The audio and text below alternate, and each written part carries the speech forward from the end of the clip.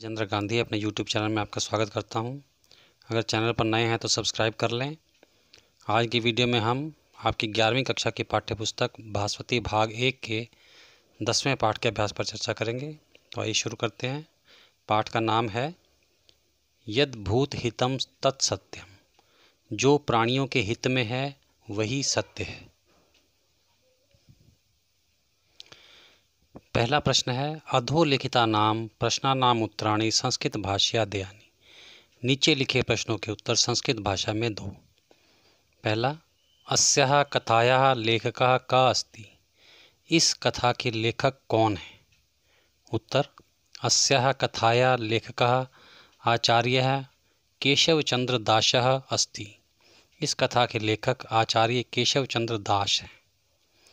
अगला, पुष्करण्यः नाम किम आसीत्। पुष्करणी अर्थात बावड़ी का क्या नाम था। उत्तर, पुष्करण्यः नाम पद्मिनी आसीत्। जल की बावड़ी का नाम पद्मिनी था। अगला, मुनिः कई कारणैः चिन्तितः आसीत्।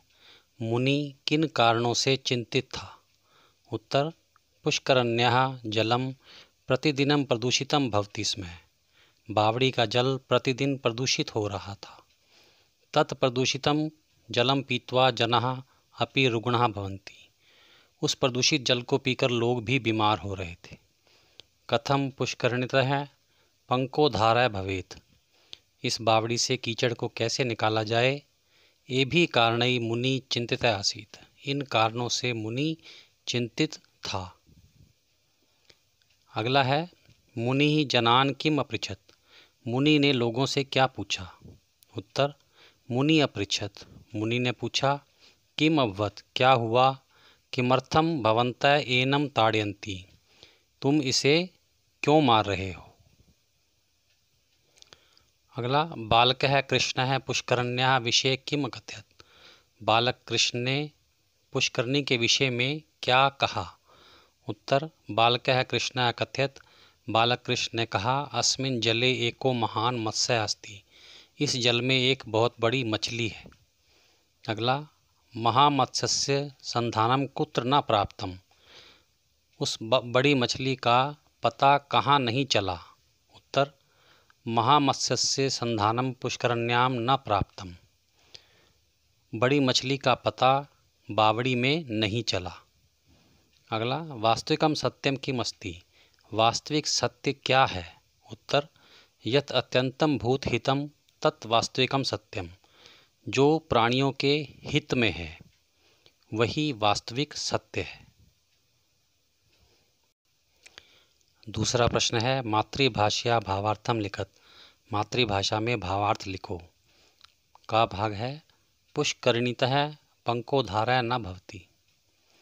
तो प्रसंग इसका इस प्रकार लिखेंगे। प्रस्तुत पंक्ति हमारी पाठ्यपुस्तक भास्वती प्रथमो भागा के अंतर्गत यद भूत हितम तत्सत्यम नामक पाठ से लिया गया है।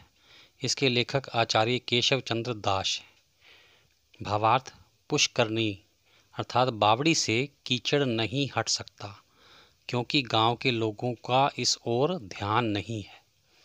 भाव यह है कि जल में कीचड़ बढ़ने से जल अशुद्ध हो जाता है। अशुद्ध जल पीने से अनेक रोग उत्पन्न हो सकते हैं, लेकिन पुष्करणी से कीचड़ नहीं निकाली जा रही, यही मुनि की चिंता का विषय है। खा भाग है ग्राम्य जनाः जल शोधनार्थम अवश्यम शिक्षयितव्यः। प्रसंग पहले के समान लिखना है। भावार्थ, मुनि ने देखा कि गांव के सारे लोग अपने सारे कार्य तालाब में करते हैं, यहाँ तक कि उसी का पानी खाने नहाने के लिए उपयोग करते हैं। इसीलिए मुनि सोचते हैं कि गांव के लोगों को जल की शुद्धि के बारे में अवश्य शिक्षित किया जाना चाहिए। तीसरा प्रश्न है मातृभाषया आशयम स्पष्टीकुरुत। मातृभाषा में आशय स्पष्ट करो। सत्यस्य वचनम मतम मम। इसका आशय इस प्रकार होगा, सच बात कल्याणकारी होती है, किंतु सत्य वचन से भी अधिक कल्याणकारी हितकारी वचन होता है। जो वचन सभी प्राणियों के लिए कल्याणकारी है वही मेरे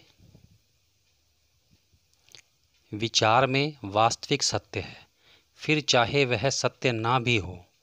भाव यह है कि जो वचन सबके लिए हितकारी है वही वास्तविक सत्य है, फिर चाहे वह वचन सत्य हो या असत्य। चौथा प्रश्न है अधोलिखितानां शब्दानां पद परिचयम लिखत। नीचे लिखे शब्दों का पद परिचय लिखो। पहला पद है आनीय, इसमें आ उपसर्ग है, नी धातु ल्यप प्रत्यय है। अगला असंतुष्ट है, इसमें सम उपसर्ग, तुष धातु, कता प्रत्यय और नन्य तत्पुरुष समास है। अगला वारयित्वा, व्री धातु, णिच प्रत्यय और कत्वा प्रत्यय, दो प्रत्यय हैं इसमें। अगला प्रतारितवान, प्र उपसर्ग, त्रि धातु, णिच और कत्वतु प्रत्यय। पांचवा सम्यक, ये अव्यय पद है। अगला है आसीत, अस धातु, लंग लकार, प्रथम पुरुष, एक वचन। अगला है प्रसन्नः, प्र उपसर्ग, सद धातु, कत प्रत्यय।